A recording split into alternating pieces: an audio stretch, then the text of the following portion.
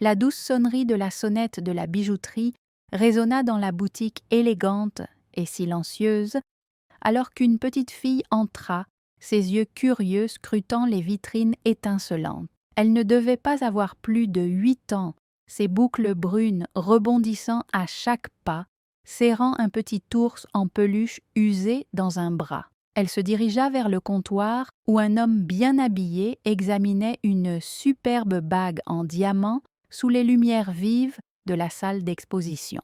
L'homme, Sebastian King, était un milliardaire connu pour son vaste empire, une chaîne d'hôtels de luxe et des entreprises immobilières qui s'étendaient sur plusieurs continents. C'était un homme de peu de mots, dégageant toujours un air d'autorité et de contrôle.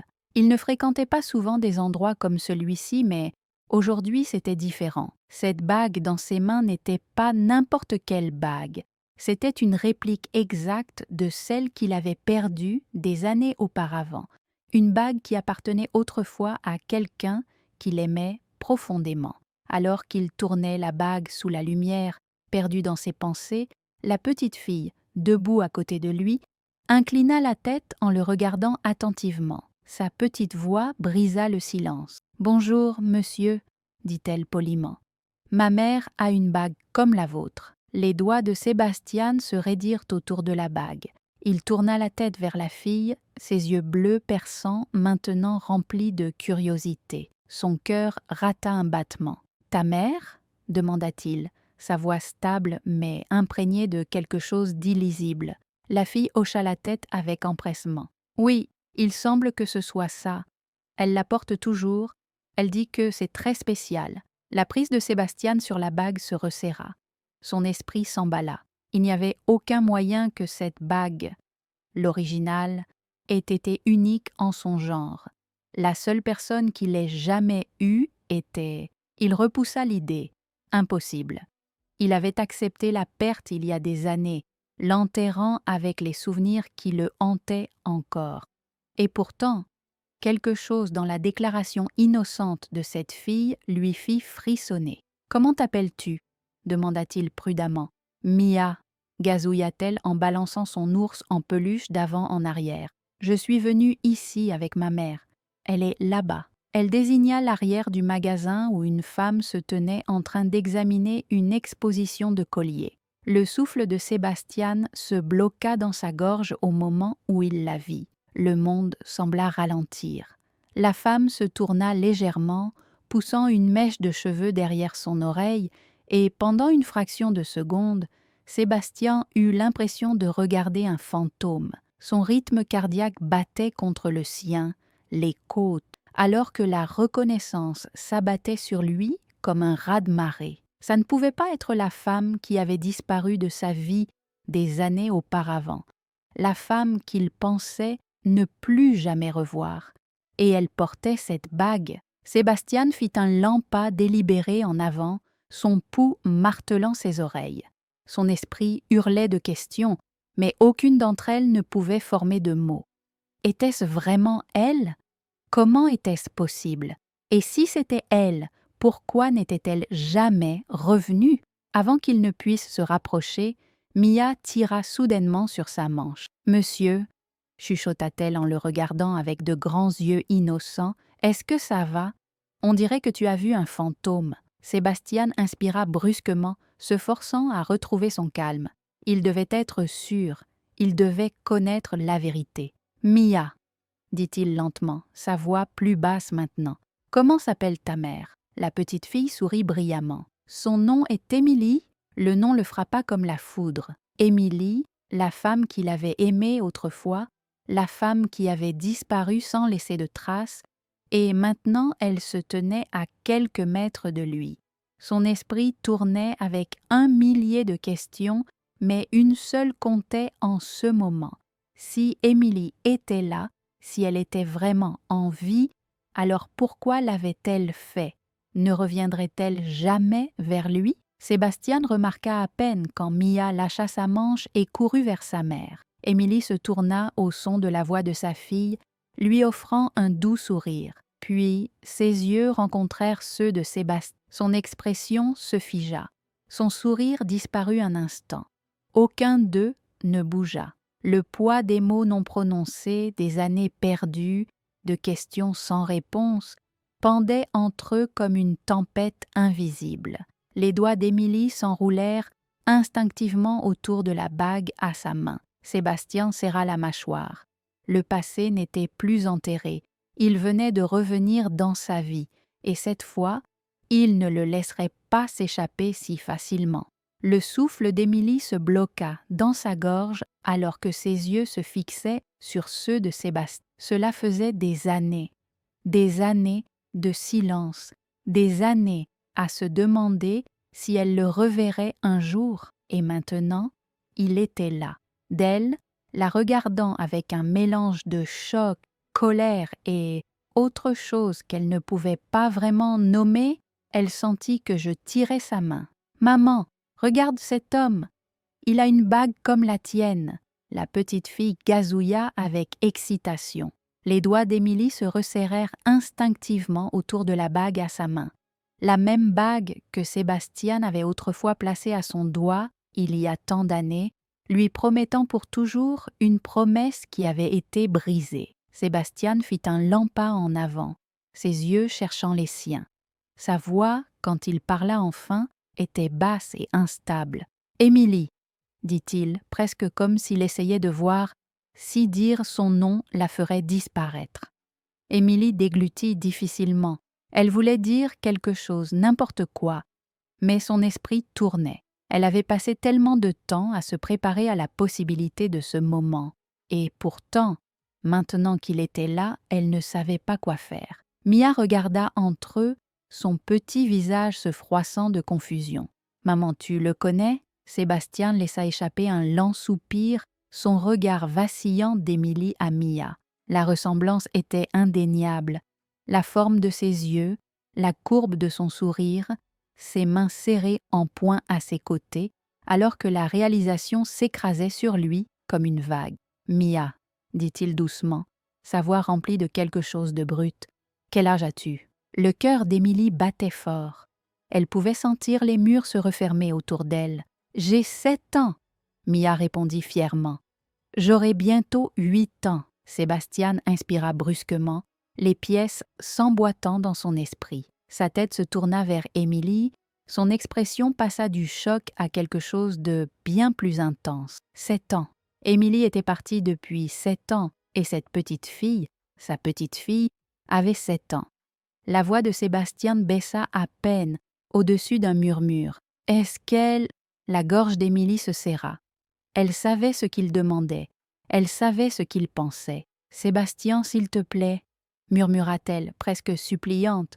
Mais il était trop tard. Il connaissait déjà la réponse. Son monde pencha sur son axe alors qu'il fixait la petite fille qui venait de bouleverser sa vie sans le savoir. Mia était sa fille. Un vent d'émotion s'abattit sur lui. La rage, la trahison, le chagrin. Pourquoi Émilie ne lui avait-elle pas dit? Pourquoi lui avait-elle caché leur fille toutes ces années?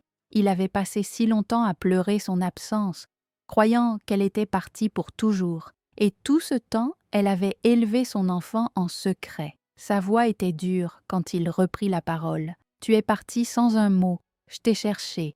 Je pensais que tu étais… » Il s'arrêta. Les souvenirs étaient trop douloureux pour être terminés. « Et maintenant, tu réapparais comme si rien de tout cela n'était arrivé. » Émilie prit une inspiration tremblante, tirant Mia plus près. « Ce n'est pas si simple, Sébastien.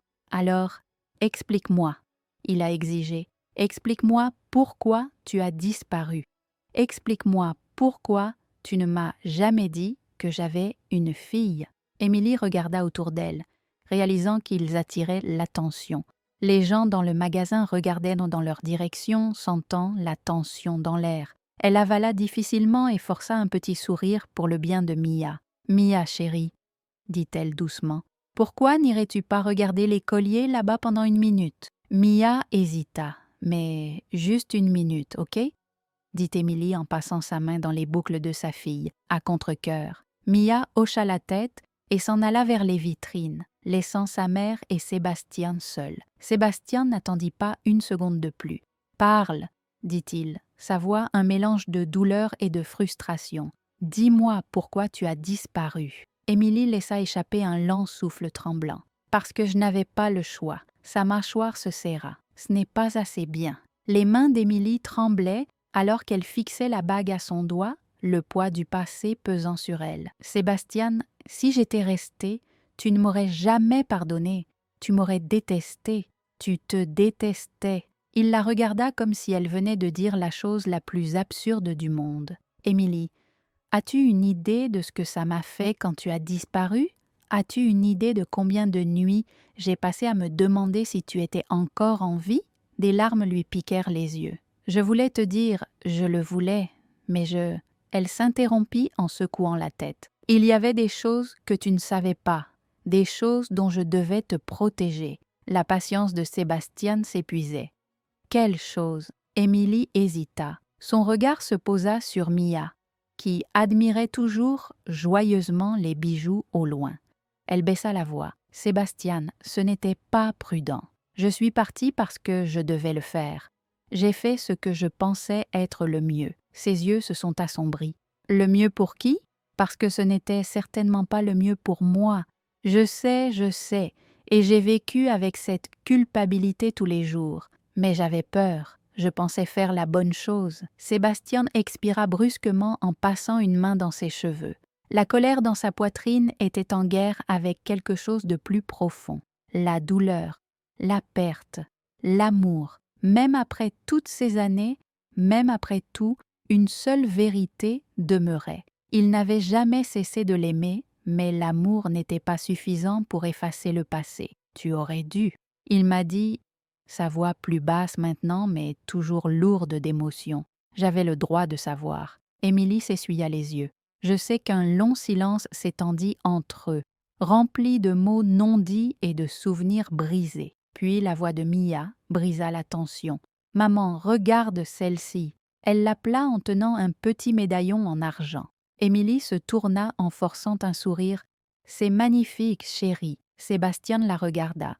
Son cœur souffrait du poids de tout ce qu'il venait d'apprendre. Il avait une fille qui avait vécu 7 ans sans lui. Il ne savait pas ce qui faisait le plus mal, le temps perdu ou la peur de ne jamais pouvoir le récupérer. Une chose était sûre, ce n'était pas fini, loin de là. Sébastien ne pouvait pas détacher ses yeux de Mia, sa fille. La réalisation semblait toujours irréelle, comme un rêve sur lequel il n'avait aucun contrôle. Mais plus il restait là à la regarder tenir le médaillon en argent avec une pure excitation, plus il le percevait.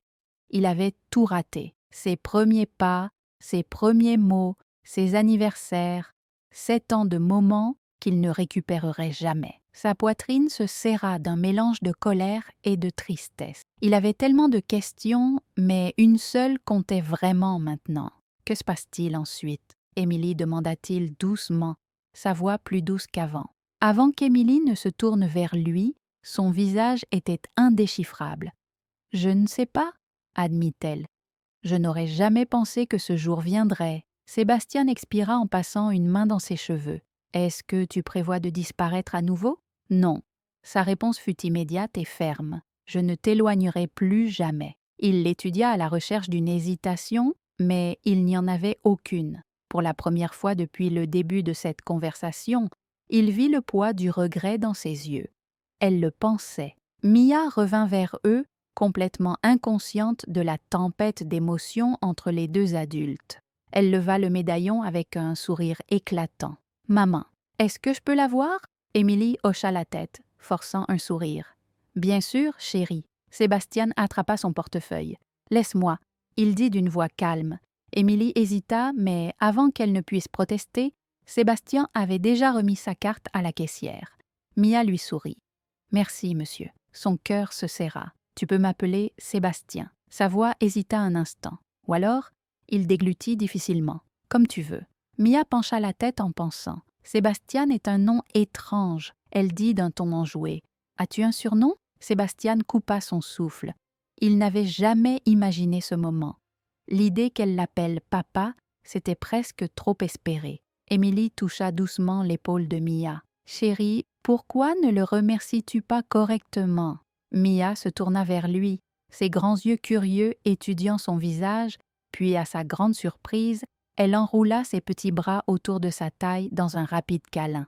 Merci, dit-elle doucement. Sébastien se figea. Il avait conclu des milliards d'affaires, construit un empire à partir de zéro, affronté des concurrents impitoyables, mais rien ne l'avait jamais ébranlé comme cette petite étreinte. Il sentit une boule se former dans sa gorge alors qu'il posait une main sur son dos, la tenant juste une seconde de plus. Émilie regarda le moment se dérouler, son cœur douloureux. Elle avait peur de ça depuis des années, craignait que Sébastien ne lui pardonne jamais, craignait qu'il la déteste pour ce qu'elle avait fait, mais maintenant, en voyant la façon dont il tenait Mia, la façon dont son monde entier semblait changer en ce seul moment, elle savait qu'elle avait fait le bon choix en disant enfin la vérité. Alors que Mia s'éloignait, elle lui sourit. Peut-être que je penserai à un surnom pour toi plus tard. Elle gloussa. Sébastien gloussa, son cœur se sentant plus léger qu'il ne l'avait été depuis des années. J'aurais aimé qu'Émilie croise son regard. Quelque chose de non dit s'était passé entre eux, une promesse. Ça n'allait pas être facile. Il y avait encore tant de choses à dire, tant de choses à guérir. Une chose était sûre, cette fois, ils ne seraient pas des étrangers. Sébastien avait trouvé ce qu'il ne savait même pas qu'il lui manquait, et il n'allait pas le laisser partir.